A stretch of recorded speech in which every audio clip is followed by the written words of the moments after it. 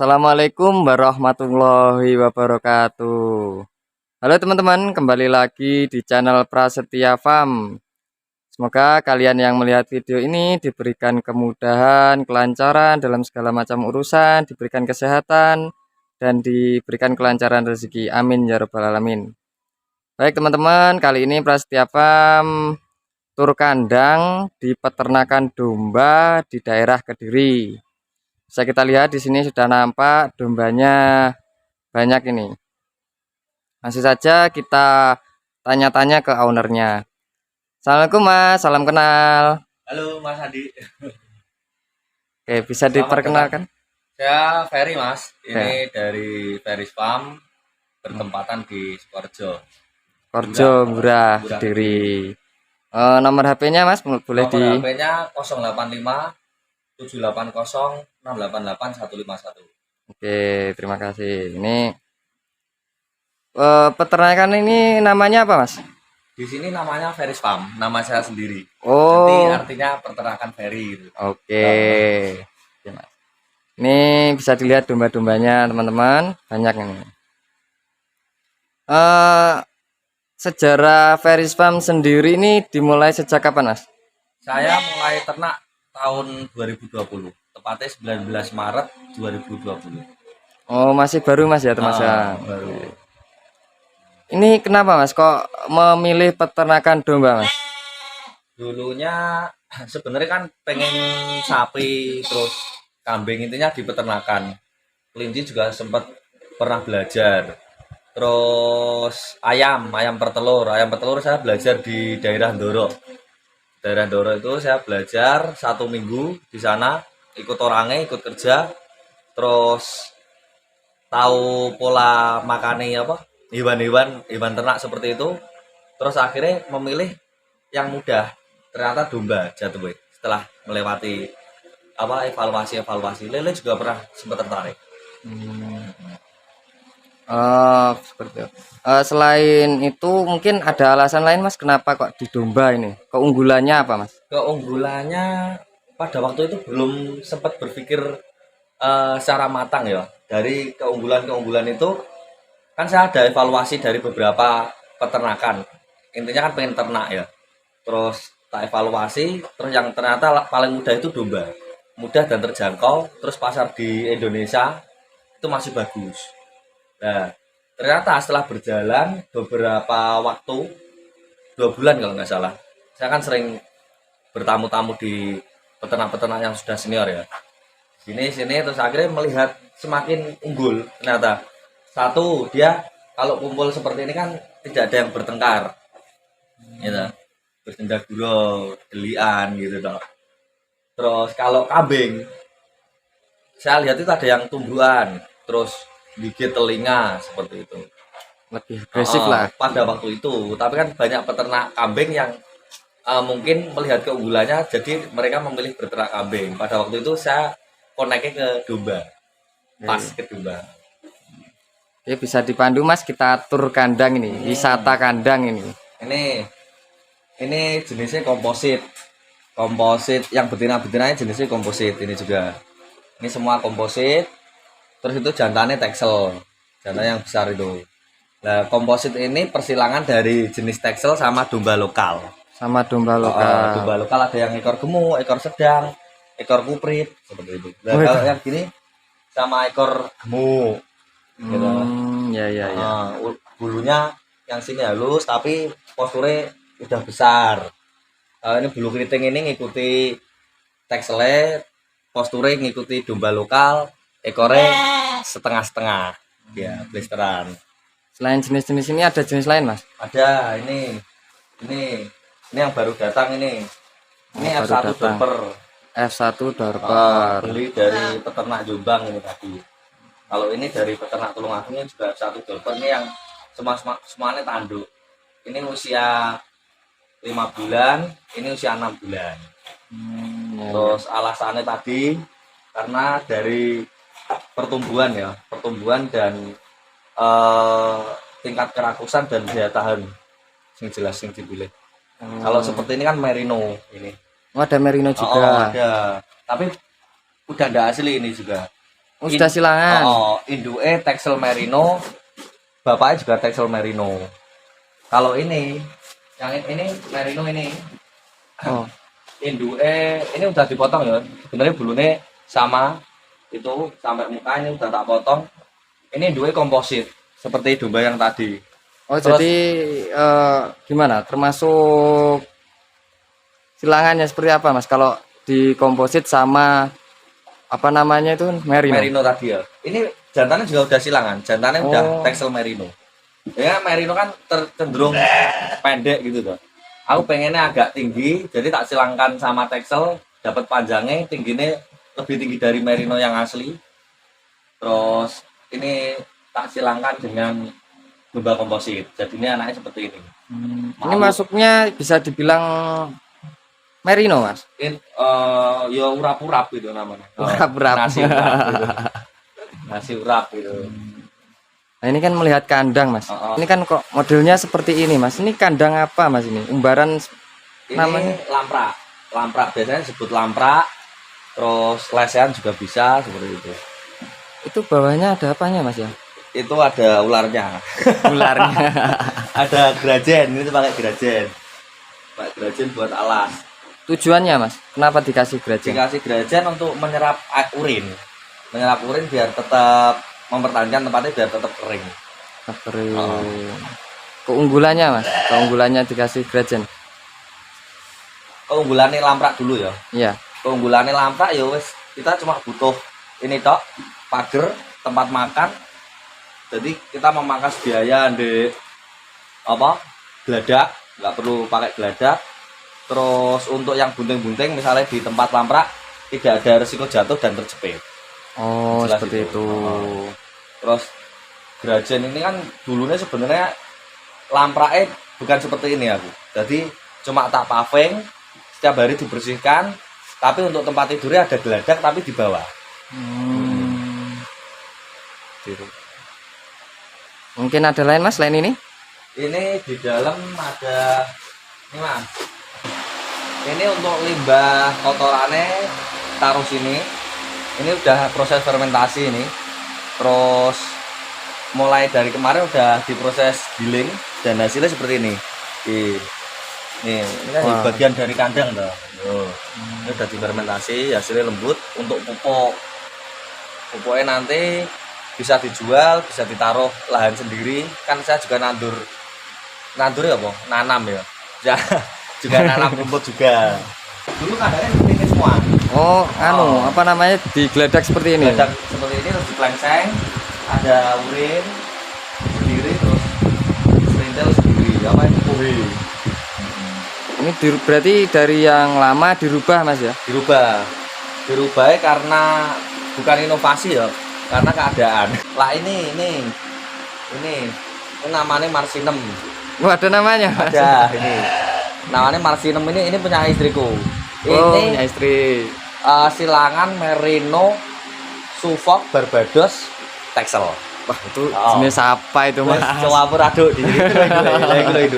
Induke Texel Barbados. Oh, itu. Oh. Iya, iya, iya. Induke. Terus ada jenis Garut. Jenis Garut yang itu tidur hitam itu. Oh, jenis Garut depannya itu ya. Oh, yang nggak ada telinganya, Mas ya? Nggak ada telingane kecil. Itu nggak seneng rasan-rasan gitu. Itu kelihatan ada yang berbeda sendiri, Mas, itu yang pojok itu. Iya. Ini impor ini. Untuk Impor. perbaikan genetik kan kita ada dorper tadi. Akhirnya setelah mengetahui keunggulannya, intinya kan lek ternak kan kita bertemannya dengan waktu sama operasional. Kalau kita udah berteman dengan waktu yang lama, kita bisa dapat hasil yang banyak seperti itu. Contoh, misalnya kita lokal untuk ngejar bobot 30 perlu 6 bulan, 7 bulan ya. Kalau pakai dorper bisa 3 bulan. Lebih singkat. Lebih singkat, makannya sama, waktunya sama. Cuma porsi makannya sedikit berbeda, lebih banyak sedikit. Tapi kan genetiknya daging. Nah, ini yang di sini, Mas. Jenisnya sama atau juga berbeda, Mas, di sini? Ini Garut yang pincang itu.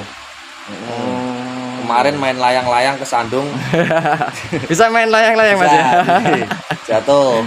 Terus ini Garut sama Texel ini. Jadi Oh, sudah silangan. bisa bau besar. Kondisinya kemungkinan bunting ini. Oh, bunting. Tapi udah 50 tahun nggak lahir-lahir. Terus yang ini Durmas. Oh, Durmas. Ini dari awal punya kandang ini saksi nih. Jantan Mas ya? Jantan. Ini namanya Singo. Kalau ini namanya Juminem lah ini. Juminem. Ini Juminem, ini Singo. Lah. Ini ngo. Oh, di syuting kon. Ya teman-teman. Terus kompositan. Texel juga ada di sini. Oh, jadi kalau jenisnya di Ferris Farm ini banyak Mas ya, enggak hanya satu jenis domba. Ini Texel ini Texel. Lah ini komposit kalau udah gede, nggak kalah jauh. Tetap tetap hampir sama. Hampir sama. Nah kan kalau kambing-kambing seperti ini, domba seperti ini, Mas. Harganya beda nggak sama yang mungkin lokal atau setiap jenis itu harganya berbeda? Kalau harga di sini tuh misalnya ada standar harga lokal bunting itu sama dengan komposit doro. Nah, komposit bunting itu sama dengan Texel doro. Nah, baru nanti Texel bunting itu untuk bunting di non dorper ya. Maksudnya di non full blood dorper. Kalau full blood dorper ada harganya sendiri. Misal lokal misalnya seperti yang ini coklat itu saya jualnya 2,5 sampai 2750 tergantung ukurannya. Yang kecil atau yang panjang itu? Ini yang telinganya coklat. Iya. Yang telinganya coklat. Ini ada di sini kandang mungkin kambingnya atau dombanya yang harganya paling mahal di mana? Ada nggak? Harganya paling mahal berarti yang nggak ada harganya. Ya. Ini. Ini maskot kita ini kan Singo ini namanya itu. Ini kan dari kecil di sini terus tahu proses perkembangan kandang semuanya di sini proses dia saksinya. Oh ini saksinya. Sempat ditawar sama DPR Jawa Barat. Gak usah sebut nama ya. Ya. Merek sebut enggak? Gak usah. Pokoknya itu ya. Nanti ditawar 70 juta. Oh sudah ditawar 70 juta. Oke. Istimewa teman-teman. Tapi nggak diberikan soalnya kan memang tidak bisa dinilai dari uangnya hal ini soalnya kan sejarahnya dari punya 6 ekor gitu terus 6 ekor nambah lagi di 20 30 terus full 50 sekarang sampai full ini udah 100. Populasinya ada 100 Mas ini? Ada 100 yang di bawah ini sekitar hampir 40 yang di sana 29 di sini 8 kalau Jiro lupa 60 ya 8 9 di sini di atas ini 14 di bawah sana ada 23. Oh udah banyak Mas ya. Nah ini istimewa ini nggak dijual sudah ditawar 70 juta tidak dikasih teman-teman. Nah ini untuk dorpernya tadi mana ini? Itu dorper itu biasanya kisaran harga berapa Pak? Dorper yang paling murah kemarin aku ikut ada yang koperasi di Jawa Tengah itu dapat harga tidak sampai 30 juta. Itu sudah FB? Sudah full blood, tidak sampai 30 juta. Terus ada beberapa yang genetiknya lebih bagus, kan ukurannya misalnya kita ada domba itu kan sembarang domba bisa. Di Australia juga seperti itu, sembarang dorper itu juga ada. Cuma kan genetiknya sudah lebih bagus sendiri. Itu kan dari pantatnya terlihat toh. Ya, lebar. Pahane, pantatnya terus ya strukturnya sudah bagus. Tapi ada yang lebih bagus lagi. Oh, masih ada lebih bagus lagi. Harganya ada yang sampai 100 plus ada. Sampai seperti itu ya. Kan di sana juga ada kontes dorper. Oh, ada kontesnya juga. Jadi yang harganya mahal itu yang kalau di Indonesia yang galur juara. Galur itu apa, Mas? Galur garis keturunan loh. Oh. Kalau di Jawa di kambing tuh luri bukan? Oh ya luri. Misalnya itu sing dulu juara Pak misalnya Jalidin, lagi berarti lurine Jalidin. Ya, seperti itu, teman-teman. Tapi ini juga ada sertifikatnya. Kalau nggak salah Yara B. Oh, ada sertifikatnya. Jadi Yara kalau B emang Kokondau. oh, jadi kalau ibaratnya ini langsung impor atau sudah peranakan di Indonesia ini? Nah, ini langsung impor kebetulan. Langsung impor dari mana, Mas? Jogja. Jogja, oh, impor Jogja. Ada komunitasnya, bukan rahasia umum ya, tapi nggak usah disebutkan. Iya. Oh, iya. Nah, ini ngomongin harga yang begitu tinggi untuk domba, Mas. Nah, ini marketingnya atau jalurnya penjualan itu kemana, Mas? Kan kebanyakan kan ada yang bilang kalau saya lagi ke pasar seperti itu, domba bagus-bagus itu yang beli siapa, kan seperti itu tuh, Mas. Itu kemana jualnya, Mas? Jualnya kalau yang seperti ini ya, kan kita sortir untuk pengembang biakan untuk genetik bagus yang akhirnya nanti ketika masuk ke jagal, dia antara peternak dan jagal itu sama-sama untungnya seperti itu. Lah, kalau di sini beberapa itu yang sortiran bagus kita masukkan ke kandang breeding lagi. Lah, terus yang untuk kurang bagus itu kita gemukkan dan untuk dipotong. Karena untuk dikembangbiakan nanti fenotipnya kan juga harus diperhatikan. Kalau sering sakit nanti biasanya nurun ke anaknya. Tingkat survivalnya ke anak-anak. Tingkat ketahanan ya, Mas ya. Ketahanan tubuhnya nurun. Kalau kita dari bagus-bagus kita pertahankan, kita kembangbiakan, nanti yang ada dombanya hanya yang tersisa yang bagus-bagus. Seperti itu. Ya. Sampai nanti akhirnya umum, yang bagus-bagus itu pun harganya akan seperti saat ini yang kurang bagus itu. Bedanya yang kurang bagus tadi kita perlu ada penanganan khusus, obat-obatan, pakan yang nutrisinya tinggi. Harapannya dengan nutrisi yang tercukupi saja, nggak perlu disetot, terus tingkat sakit lebih rendah, kan otomatis dia akan gemuk lebih cepat. Dengan harga yang tetap terjangkau. Nah, untuk sembelih sama breeding tetap berbeda harganya. Karena kan kita untuk saat ini keterbatasan di pengembangbiakan. Walaupun udah banyak peternak, ada yang 4.000, 1.000. Terus di Jawa Tengah juga ada yang 3.000 ekor. Tetap kurang. Jadi saya optimisnya ketika saya punya teman 3.000, 4.000, 2.000 sampai total 10.000 dan itu hanya dikuasai belum sampai 10, dan saya tidak ada 1% ya, berarti kan marketnya masih panjang. Masih jangka panjang. Masih lebar. Mau punya berapapun tetap ada marketnya. Iya. Kalau untuk yang kecil-kecil yang di sana tadi itu sistemnya close market, yang di luar tadi tidak dijual. Dijual tapi ke peternak penggemukan, dan nanti di sana di flashing.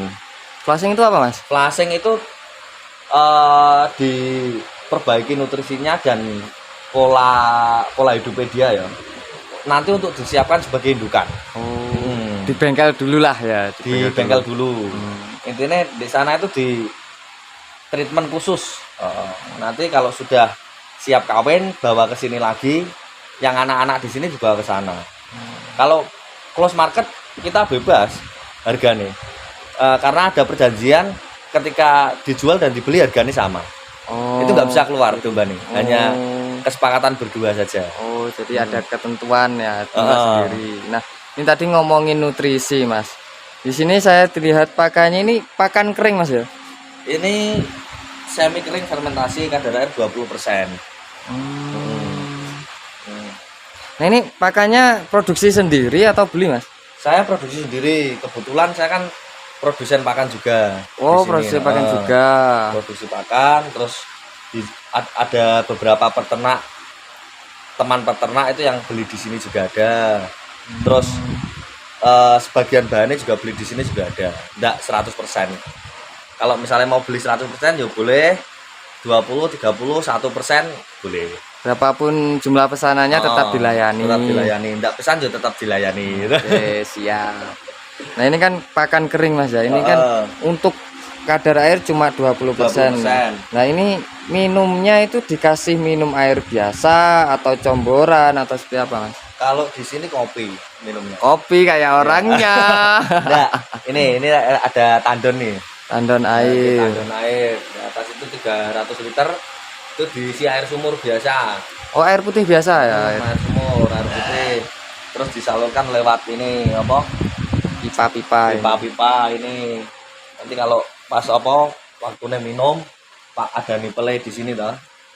Ini Oh, kan iya. minum, kalau habis dia akan ini didorong. Nah, ini Oh, keluar akan sendiri. keluar airnya di sini. Dulu ngajarinnya tetap dikasih air dulu. Sampai mereka tidak sengaja nyentuh ini, mak terus keluar terus akhirnya dititeni. Terus keluar akhirnya wes biasa minum di sini. Ini namanya tempat minum apa, Mas? Nipel. Nipel. Keunggulannya kalau pakai ini apa, Mas? Lah, kalau pakai aku kan sebelum nggak pakai ini, pakai talang air. Ya. Itu mau panjang. Lah kalau sini kotor, sana juga ikut kotor sepanjang talang air itu. Gitu. Terus setiap pagi harus membersihkan. Kalau sisa misalnya ada 10 meter ya 10 meter itu dibuang semua. Kan Oh. harus bersih toh. Kalau seperti ini yang dibuang nanti kalau misalnya kotor ini yang dibuang ya ini. Lah ini dibuang seperti ini toh. Langsung nyerap. Bisa dikatakan lebih efisien, Mas ya. Terus kalau sini kotor, di dalam sini enggak mungkin kotor seperti itu. Iya. Kalau pengen masuk ke vitamin lewat tandon juga bisa. Kalau misalnya pakai apa? B kompleks, terus anti amonia untuk menekan amonia itu. Kalau di ayam itu biasanya ada amotrol itu. Tuh. Masuk ke sini diminum seperti itu. Tapi ini air biasa ini. Bukan air jam-jam. Air zam-zam. Bukan. Mungkin ada lagi, Mas, yang bisa dibahas ini? Kelihatannya Di sini kalau masalah kandang sepertinya udah itu aja. Seperti ini. Ada. ya. Kalau malah mungkin saya yang harus balik tanya ini.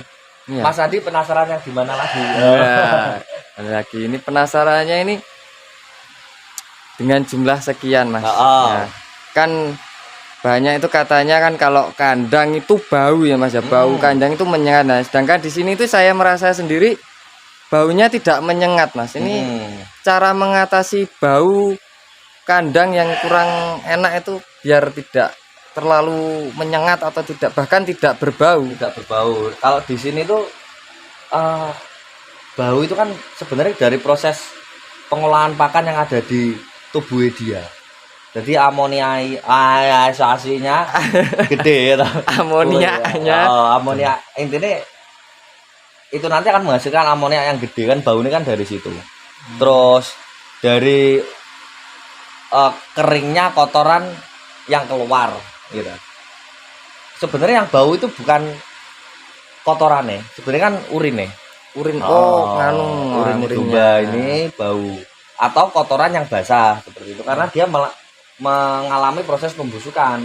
Lah, di sini saya sendiri pakai pakan fermentasi, jadi otomatis sudah setengah proses, full fermentasi baik cempe, terus buntingan, ke wabeh itu sampai pembesaran itu fermentasi semua. Jadi dia udah diproses di luar tubuh si domba ini, baru dek domba nih dia akan mengalami proses yang tidak seberat pakan segar. Seperti itu. Pakan segar itu dalam artian pakan tanpa mengalami proses. Nah, ini ngomongin pakan tadi, Mas kan bilang kalau pakan fermentasi itu lebih ke baunya tidak menyengat daripada pakan hijauan. Nah, sekarang pro kontra pakan fermentasi untuk breeding. Nah, itu katanya ada yang bagus, ada yang tidak. Tidaknya itu kebanyakan katanya menyebabkan keguguran karena panas. Itu sebenarnya betul atau salah? Ini yang saya alami ya. Kalau di sini tuh aman. Jadi untuk saya pemilihannya gini. Fermentasi kan sebenarnya prosesnya. Ya, Bukan prosesnya. pakannya. Ya. Kayak misalnya nasi goreng. Kan prosesnya digoreng, jadi namanya nasi goreng. Tapi kan nasi ini bukan dari nasi yang basi. Ya, bukan nasi baru. Nasi yang bagus dipilih lah. Ini pun gini. Jadi untuk bahan-bahan pakan fermentasi, intinya itu satu, nutrisinya harus cukup dulu. Harus belajar nutrisi pada ahli nutrisi ya. Itu nutrisi kita lengkapi dulu, paling tidak mencukupi gitu. Terus tidak over karena nanti hubungannya kan sama biaya pakan. Ya. Yang penting mencukupi. Terus ketika dikasihkan dalam keadaan tidak fermentasi, mereka tidak apa-apa. Sebenarnya di sini proses fermentasi sebenarnya pakannya dikasihkan tanpa proses fermentasi pun aman. Nah, di proses fermentasi harapannya satu tadi memperingan kerja tubuh gitu untuk pencernaan makan. Yang kedua pengawetan wis itu toh. Soalnya nak domba segini ngaret ya jelas. Wah, itu hotelnya. Waktunya juga. Jadi ini tak simpan ini lagi lah. Silo-silo ini yang sudah berkurang itu yang masih full. Ini 1 silo full itu untuk 12 hari 100 ekor. Wah, saya masuk. Ada ini 4, yang satu pas habis tadi. Jadi 5 itu untuk 60 hari 2 bulan. Itu kita bisa buat 4 hari selesai. 4 hari selesai. Sebenarnya 1 hari juga bisa selesai, tapi besoknya keroan. 3 hari istirahat. Jadi itu kan itu terlalu capek. Terlalu capek. Jadi kita parsial berarti. Jadi lebih efisien Mas, tidak ngarit. Banyak kan ini modern katanya kan ternak nggak usah ngarit sudah tercukupi. Dengan ternyata seperti itu teman, kita pakai fermentasi tapi harus tahu takarannya agar maksimal hasilnya. Nah, dari sekian penjelasan dari awal sampai akhir ini tadi. Nah, suka dukanya dalam beternak ini yang Mas Ferry alami itu seperti apa? Kalau dukanya apa ya? Dulu mungkin ya. Dulu pas minim pengetahuan. Itu dulu bingung pasar gitu. Itu kan bikin duka walaupun enggak sampai mati. Terus ternyata kumpul-kumpul sama teman-teman pasarnya otomatis terbentuk. Lah, nah di sini dukanya apa ya? Mungkin ini yang saya sesalkan, tempatnya terlalu sempit. Jadi keinginan untuk pengen ternak 1000, 2000 itu terkendala oleh tempat. Seperti itu dukanya lah. Nah, untuk kematian mungkin dulu di awal-awal ada tetanus, ada mencret sing akhirnya lemes mati ada. Terus mati kejepit. Itu sangat berduka, Deng. Soalnya kan kita nunggu bunting itu 5 bulan gitu. Ya. Lahir karena keteledoran enggak 100% kita ya. Ya 99%. Tapi taruh kandang di atas. Ada yang kecepit, ada yang jatuh, ada yang jatuh akhirnya kan enggak minum induke lemas seperti itu. Akhirnya ya mati seperti itu. Dulu proses kematian itu untungnya dekat. Sekarang mati, besoknya mati gitu. Jadi memaksa untuk belajar. Kalau mungkin jaraknya sekarang mati, 6 bulan lagi mati, mungkin tak abaikan pada waktu itu. Jadi bukan suatu pukulan, selendrian, gitu tak. Wah, gak kerasa. Akhirnya dipukulnya digubuk-gubuk. Akhirnya belajar. Waduh, ini jarak antar lubang gladang seberapa. Terus kalau pas bunting mau beranak, pas kawin lah, akhirnya ada tempat-tempat tersendiri. Pas bunting kumpul bunting. Jadi jantan nanti biar fokusnya ke kawin seperti itu. Itu dukanya. Kalau sukanya Mas, banyak sukanya apa gimana Mas? Ya suka terus saya. Wah, suka terus ya Mas. Bahkan saya jatuh pun tertawa ya. Tertawa. Jadi ciri khasnya wong Jawa seperti itu. Jadi kita harus happy. Ini. Soalnya kan nggak mungkin kalau kita nggak jatuh, kalau nggak tersungkur kan seperti itu. Jangan takut untuk gagal, harus tetap semangat. Gagal itu adalah sukses bukan keberhasilan lain yang tidak disengaja. Masuk. Contoh. Misalnya kita gagal berternak lele dulu. Lele ayam kan gagal karena tidak dipilih. Ternyata berhasil di domba. Jadi kegagalan di lele itu adalah keberhasilan di domba yang tidak disengaja. Masuk. Benar. Oke. Ya benar. Berhasil terus orang itu. Ya, jadi seperti itu teman-teman. Jadi keterangan Mas Ferry. Jadi kurang lebih seperti itu teman-teman, cerita dari Mas Ferry berbagi pengalaman beternak domba. Ya, sedikit banyak kita bisa ambil pelajaran lah dari cerita Mas Ferry. Mungkin cukup sekian dulu kita mainnya. Terima kasih Mas Ferry sudah diperkenankan kita mereview kandangnya, dibagi ilmunya. Semoga bermanfaat untuk teman-teman. Amin, amin. Sekian teman-teman. Semoga bermanfaat. Kita sambung lagi di lain waktu dengan video-video yang baru update lagi. Oke, sekian terima kasih. Assalamualaikum warahmatullahi wabarakatuh.